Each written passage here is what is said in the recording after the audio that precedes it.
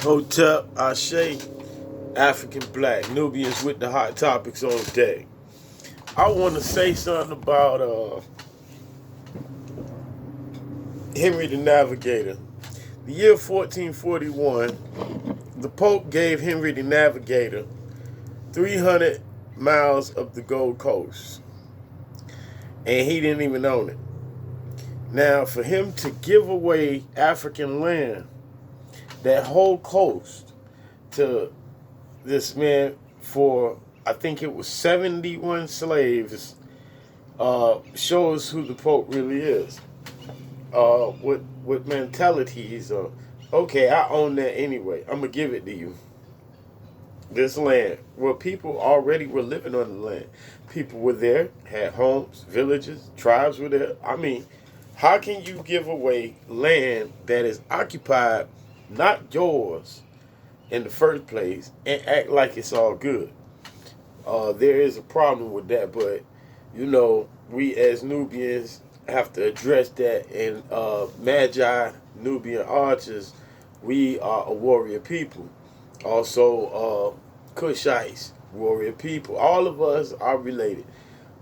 Even the Hyksos, the Habaru, what the Hebrew people are now today claiming to be Hebrew. They were called the Hyksos and the Habaru, a combination of the ones who did not like the ancient Egyptians or Kushites or whatever. And up in the Levant area, you got all kinds of African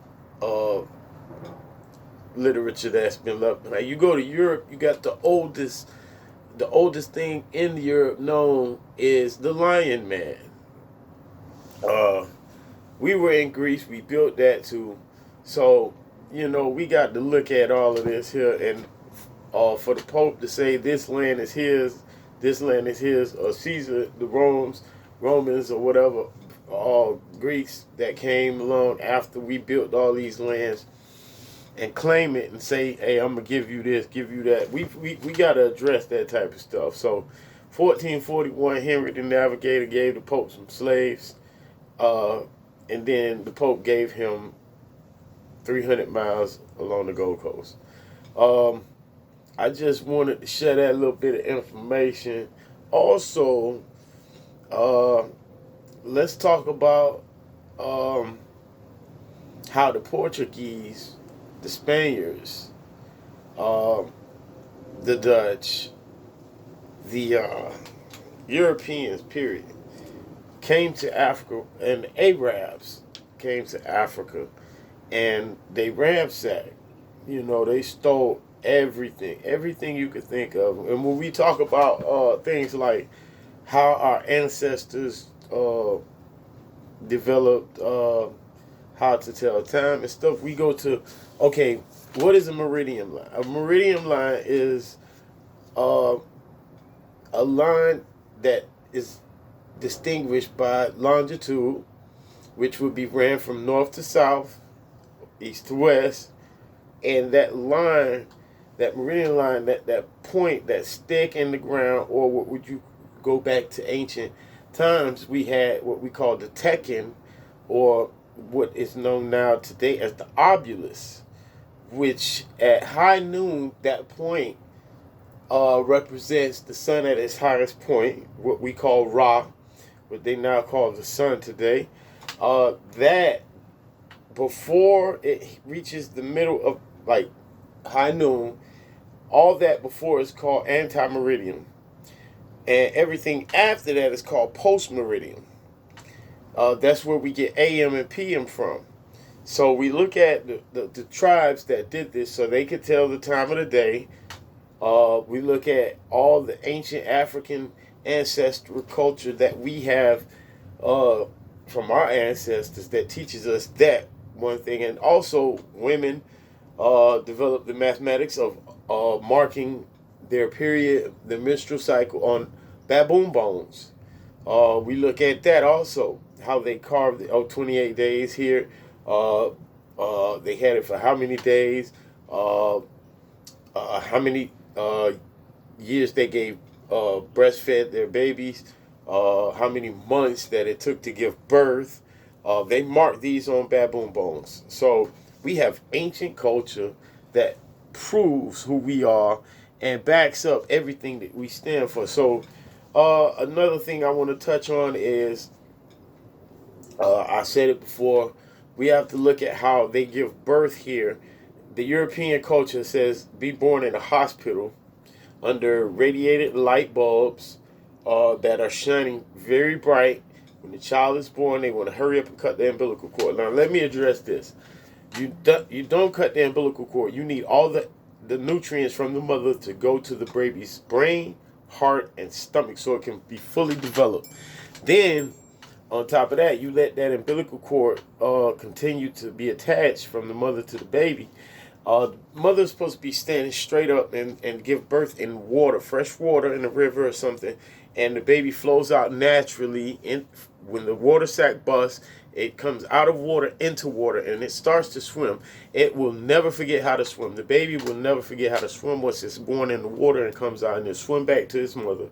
Naturally, the umbilical cord is still giving nutrients to the brain, the heart, and the stomach, and it's born under a natural sun or a natural moon by a fire, campfire, or something like that. So we have to look at natural childbirth, how the Africans did it. Another subject that we need to touch on is unity. We need to get more unified as a people, a whole of one, and that unity will bring us things that we can claim as far as our nation being claimed back to us by forming a landmass that's owned by us and only us. We buy land, we own it, and then afterwards we start petitioning to govern ourselves, separate from any colonization. We can do this. Depending on where the land's located, how we obtain it, when we obtain it, together as a whole unit, a people, if we can do this. There's a couple of people tried to do some things in the past. You know, Dr. Malachi York, much respect. What he did in Eatonton, Georgia, was magnificent. I also believe that what young brother Polite did with New Covenant was magnificent. How he bought the land, they got the land. They you know, in order to fly a flag, you gotta have land. That's facts. So we gotta look at that too. We get that flag, we get the land, we govern ourselves. Now all these societies. Even give a shout out to Yahweh ben Yahweh when he formed the Hebrew Israelites. Said when they came, they made a deal with a rabbi, a Nigerian brother. They made a deal, and then he was able to come over here to the U.S. and open up lodge, which what they call the Hebrew temples. Also, we give a shout out to the Moorish Science Temple, brother Duce Muhammad, and also brother. Noble Drew Ali, both Egyptian students, Egyptian scholars, opened up lodge called the Moorish Science Temples. One has one seal, the other has two seals. That's the difference. But they both did what they had to do to accomplish what they needed to do. Also, we give a shout out to the 5% set, which did some great and wonderful things. Also, Nation of Islam, they stood up a little bit here and there. They stopped fighting for blacks altogether as a whole. That's another subject. But the nation, Bismillah ar-Rahman ar-Rahim, Alhamdulillah, Ashhadu an la ilaha illallah, Iyyaka na'budu wa iyyaka nasta'in, Ihdinas siratal mustaqim, siratal ladina an'amta alaihim, ghayril maghdubi alaihim waladdallin, Amin. Kul huwa ahad, Allahu samad, lam yalid wa lam yulad wa lam yakul kufuwan ahad. Atahiyatu lillahi wa salawatu wa tayyibatu. Assalamu alaikum wa nabiyyu wa rahmatullahi wa barakatuh. Assalamu alaikum wa rahmatullahi. Assalamu alaikum wa rahmatullahi. A'udzu subhanaka Allahumma wa bihamdika wa ta'ala jadika wa ta'ala guruka. A'udzu billahi min ash-shanta al-irhashim. Bismillahir rahmanir rahim. Alhamdulillah. Ashhadu an la ilaha illallah. La ilaha illallah. Muhammadan Rasulullah. Peace be upon the prophet. Peace be upon all those who have reached the height of studying different schools and forms of thought dealing with these religion schools. You have to conquer all. You have to know them, know the languages, uh, learn it. We got to elevate, know what they talking about. And as far as all the other ethnic groups around us, surrounding us, as far as the Latino race and everybody else, Indians and everything, we need to learn their language so that when they are around us speaking their language, we know it too. Because in Africa, a child grows up, a child knows at least 3 to 4, maybe 5 languages by the time they're 4 or 5 years old. Why? Because their neurons are activating properly because the umbilical cord was never cut. They got all the nutrients from their mother to go to their brain, their heart, and their stomach. That is another thing that we need to address, and we really have to unite and search for the truth. Do our research, find our culture. Where we stand does not mean that's where we fall. We have to stand together, and we have to stand strong, and we got to unify. We need to teach our children. This is a generational thing that we need to pass on, culture. Now, our culture may be different than others.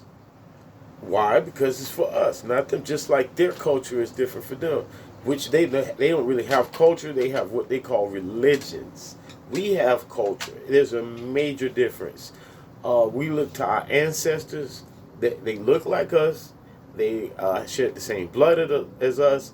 So, to my brothers and sisters, I want y'all to really take a step back and think about it. You know, if you sharing a God with the oppressor, the enemy, the ex-slave master, or whatever set you want to call it, the Arab, Portuguese, the white Christians, whatever. If you sharing a God with them, you got to understand we have our own God. We can practice this belief in our culture's way. We don't have to practice their way. We can look at ourselves in the mirror and see that we are a beautiful people.